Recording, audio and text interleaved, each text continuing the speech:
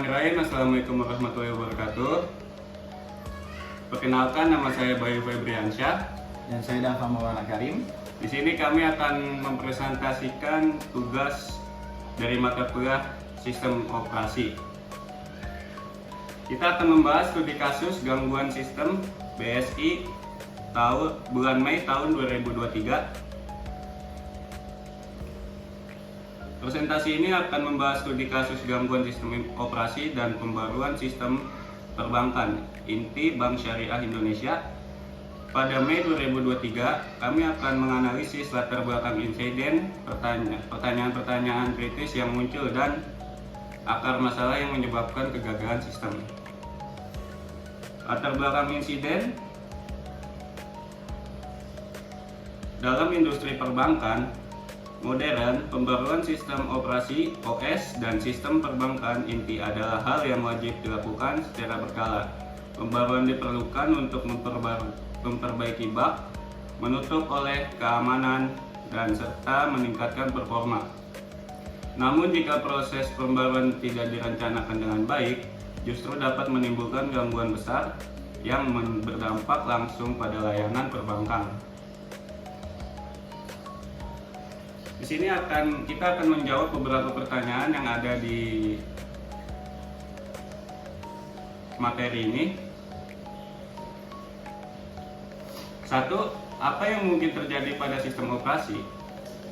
Pertama, ada yang dinamakan kegagalan OS. OS bisa crash atau gagal booting selama proses pembaruan. Kedua, aplikasi core banking. Aplikasi core banking menjadi tidak kompatibel dengan OS baru. Ketiga, incompatibility driver. Driver tidak cocok menyebabkan perangkat tidak terbaca. Keempat, bug baru. Muncul bug baru seperti money leak atau CPU overload. Pertanyaan kedua, mengapa OS penting di lingkungan kritis? Sistem operasi adalah fondasi dari semua layanan perbank. OS mengatur sumber daya vital seperti CPU, memori, penyimpanan, dan jaringan. Semua layanan penting seperti ATM, mobile banking, dan internet banking berjalan di atas OS. Jika OS gagal, transaksi jutaan nasabah akan terganggu secara masif.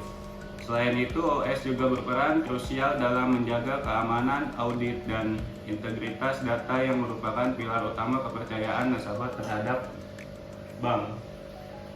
Baik, selanjutnya adalah analisis akar masalah bagaimana OS operator sistem menjadi faktor kontributor. Yang pertama, salah konfigurasi. Salah konfigurasi memori atau CPU menyebabkan aplikasi kehabisan resource. Dan juga ada kebijakan keamanan.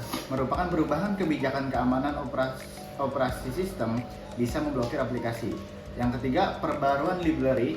Pembaruan library operasi sistem membuat aplikasi lama tidak jalan. Dan juga ada masalah jaringan atau driver. Masalah jaringan driver di level OS memperparah kegagalan sistem. Dan yang keempat, ada faktor utama kegagalan sistem. Yang pertama, faktor utama kegagalan sistem yaitu tidak ada uji coba atau pembaharuan yang dilakukan langsung kepada server produksi tanpa uji coba di lingkungan simulasi, atau bisa disebut staging environment.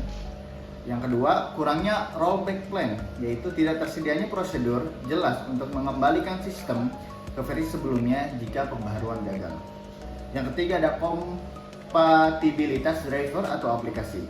Beberapa aplikasi lama tidak kompatibel dengan sistem operasi baru. Contoh Windows Server 2022. Yang keempat, manajemen memori buruk. Sistem mengalami memori leak akibat konfigurasi driver yang tidak optimal setelah pembaharuan. Yang terakhir, kurangnya monitoring, yaitu tidak adanya sistem alert otomatis membuat tim IT tidak mengetahui ketika CPU atau memori melebihi ambang batas. Selanjutnya, pendekatan best practice mencegah insiden serupa. Uji coba menyeluruh, itu adalah salah satu cara pendekatan best practice untuk mencegah insiden serupa. Lakukan uji coba pembaharuan di staging environment yang mereplikasi lingkungan produksi. Rencana backup dan rollback yaitu siapkan rencana cadangan dan prosedur rollback yang jelas sebelum pembaharuan. Cek kompatibilitas yaitu pastikan kompatibilitas aplikasi dengan operasi sistem baru sebelum implementasi. Monitoring real time yaitu terapkan sistem monitoring real time untuk CPU atau memori dengan alert otomatis. Yang terakhir, disaster recovery plan atau DRP yaitu memiliki DRP yang solid agar layanan tetap berjalan saat operasi sistem utama gagal. Ada pelajaran utama yaitu salah satunya pentingnya perencanaan atau pembaruan sistem kritis membutuhkan perencanaan yang matang dan pengujian yang ketat. Kesiapan pemulihan, memiliki rencana pemulihan dan rollback yang efektif sangat krusial untuk meminimalkan dampak gangguan. Dan ada juga monitoring berkelanjutan. Monitoring real time adalah kunci untuk deteksi dini dan pencegahan masalah yang lebih besar. Cukup sekian, terima kasih.